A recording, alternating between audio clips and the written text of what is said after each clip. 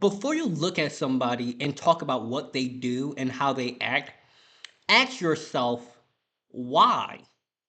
Why do they do what they do? Because in my line of work, for those you don't know, my name's Lawrence. I'm a youth empowerment speaker, and I'm specialized in helping teenagers and young adults build self love, confidence, and overall a positive outlook on life. And in me doing this, I have met a lot of teenagers, young adults who struggle with things such as eating disorders, addictions, etc., etc. And it has brought to light the fact that a lot of times people do these really bad things because they just want to feel a sense of calm. They're fully aware that what they're doing is bad for them, but it numbs the pain. And naturally, all of us don't want to feel bad. And we will do bad things as a way of feeling less bad inside. To simplify it, there's the extreme end where it's things like addictions and um, crimes and things of that sort, and hurting themselves and hurting others. But we all can relate to something like you're stressed out, so you go eat some junk food. Or you're mad, so you go hit a wall. Or, I mean, that's a bit extreme, but you guys get the point I'm making.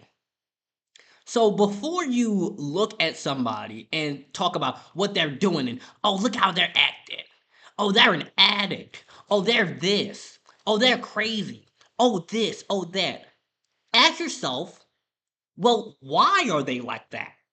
Because a lot of times we'll see people and they get these labels assigned to them and nobody take the time to think about, okay, well, why is she acting like that? Why is he acting like that? Why are they drinking that bottle? Why are they taking that substance? Because if you take the time to ask, you might find out that, oh, when they were younger, they got touched. So they're trying to block out those memories. Oh, when they were younger, XYZ happened to them. So they're trying to protect their mind. And yeah, they're fully aware that this substance or this habit or this behavior is bad for them, but it takes the pain away. And all of us do something as a means of taking the pain away. It could be eating junk food. It could be binge watching TV. It could be doom scrolling. It could be so many things. It could even be a good habit, like going to the gym. I go to the gym as a way of dealing with my stress. I go fishing as a way of dealing with my stress. It's a healthy way of taking the pain away. It's a healthy way of feeling better. But a lot of people, they're in so much pain that they just want the quickest option. They're like, I want to get rid of this pain now. I want to get rid of it now. Because these memories keep haunting me. These thoughts, these feelings, these emotions keep haunting me. And when we keep labeling people as these things like, oh, he's just a junkie. Oh, she's just this. Oh, they're just this. It pushes them deeper and deeper into that pain. And eventually that's when people kind of just snap and they might hurt themselves or they hurt other people, not because they're a bad person, not because they're a violent person, not because they're malicious or any of these things. No, they are just hurting and they want a way to take away the pain. And if we keep pushing them down and we keep labeling them and we keep hurting them, they're only going to get worse, not because they're bad people. They're hurt people who want to get rid of their pain. And this is a very short video, but I had to get this off my heart because I've seen so many examples and people have come to me and said things where it's like they'll do these things that they know are bad for them, but they have a very good reason. Like, just listen to it. If growing up you went through something really bad, like You might have got touched, or somebody was hurting you, or family members was beating on you, or you saw a shooting, you lost a family member, or something of that sort. Like you went through something bad. It would make sense why you're trying to block out these memories. And naturally, that can lead you to substances. That can lead you to bad habits. That can lead you to eating disorders and mental health issues and things of that sort. And because there's so little, like, there's help out there, but there's a lot of stigma around asking for help. There's a lot of stigma around saying, hey, I'm hurting. I need somebody to listen to me. I need to have my needs and my emotions met. So it can lead you to taking the path of least resistance. And the path of least resistance is this substance. The path of least resistance is this habit. The path of least resistance is this bad behavior, which it's bad, but these emotions and these thoughts and these feelings and these memories are so bad that you will do the substance as a way of like numbing your mind for a little bit. And when you think of it that way, you start to realize that you and the person who you're labeling a fiend aren't that different. You and the person you're labeling a fiend really aren't that far apart. Because if anything, if you lived their life and you went through what they went through, and you dealt with what they dealt with, you might not have even made it to the point that they're at. You might have not even survived that long. You might not have even been able to keep yourself on this planet. I'll put it that way. So, yes, they're doing a bad thing. They're doing this substance, they're doing this bad habit, but they might have a really good reason. They might have a very good reason for why it is that they're trying to take away this pain, why it is that they're trying to numb themselves, why it is that they are trying to temporarily escape.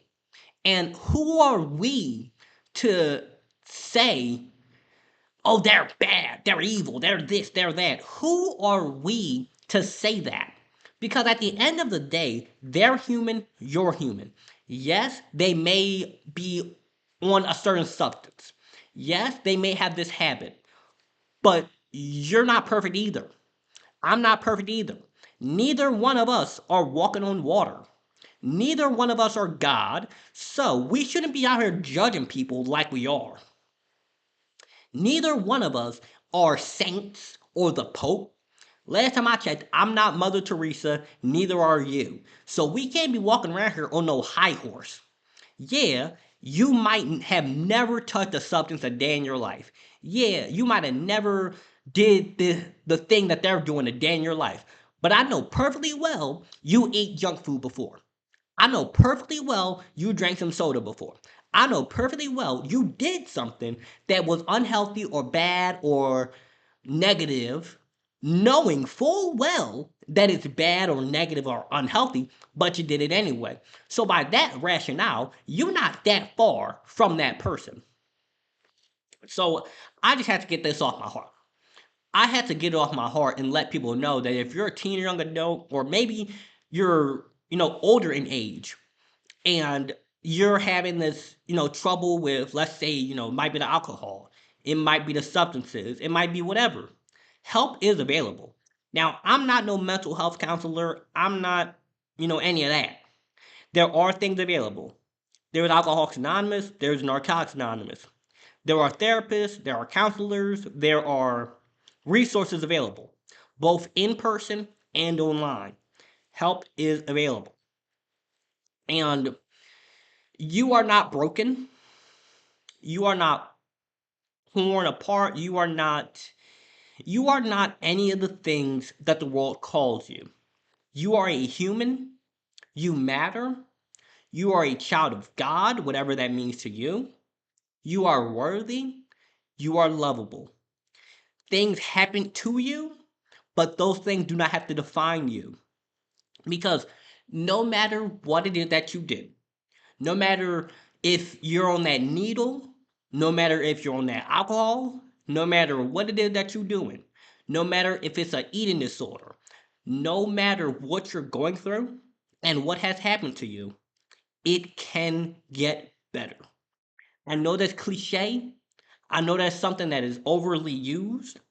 I know that is something that people just throw out there, but I mean it because I do not want you to become another statistic. I do not want you to fall into that trap of thinking that where you have been is where you always shall be. I don't want that to happen to you. I want you to know that no matter what, you matter. Things happen, but they don't have to define you. And with that, I want to say I hope you have a wonderful, blessed day. I want to say that even in your hardest, darkest moments, even on those days when you feel like quitting, even on those days when it feel like you've been clean or sober for a little while, but you starting to feel that temptation to go back, remember, where you have been is not where you need to stay. You can grow past this. I believe in you, but you got to believe in yourself too. And when it feels hard to believe in yourself, remember it's possible. Have people around you who care. Have people around you who support you.